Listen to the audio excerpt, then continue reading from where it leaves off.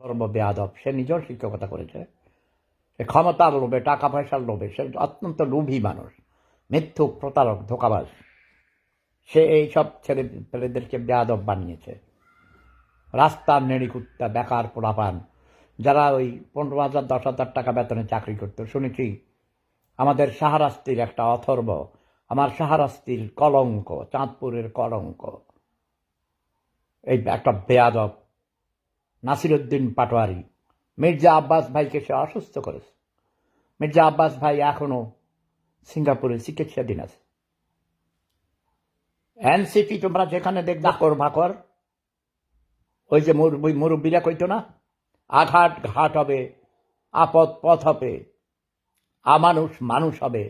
কিসের মানুষ হবে? ওরা কি মানুষ হবে? পার্লামেন্টে গিয়ে বেয়াদবি করে। জাতীয় সঙ্গীত যখন বাজাইছে তারা দাঁড়ায় নাই। এই জামাত শিবির এদেশের স্বাধীনতার বিরোধিতা করেছে, মা বোনের ইজ্জত মেরেছে, পাক হানাদার বাহিনীর ক্যাম্পে নিয়ে দিয়েছে মেয়েদের, আমার বাড়িঘর জ্বালিয়ে ঠাঁই করেছে। এই জামাত শিবির যেখানে দেখবে সেখানেই জুতা মারবে। এবং বিএনপিকে অবজার্ভ করতে থাকবা। বিএনপি তো বেশিরভাগ রাজাকারদের আদর্শের অনুসারী। প্রথম দিন পার্লামেন্টের অধিবেশনে জাতীয় সঙ্গীত যখন বাজানো হয়েছে, মহামান্য রাষ্ট্রপতি গিয়েছেন, তারপরেও তারা দাঁড়ায় নাই। তাই তো আবার যুদ্ধ হবে। ৭১ যুদ্ধ ছিল দেশ স্বাধীন করার তরে, এখন যুদ্ধ হবে শুধু গণতন্ত্র রক্ষার তরে।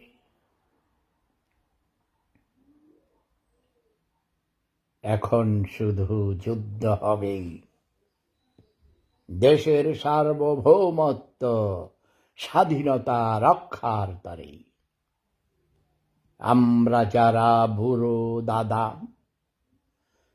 যুদ্ধ করে দেশ স্বাধীন করে দিয়েছি তোমাদের, স্বাধীনতা রক্ষা করা এখন তোমাদের কাজ।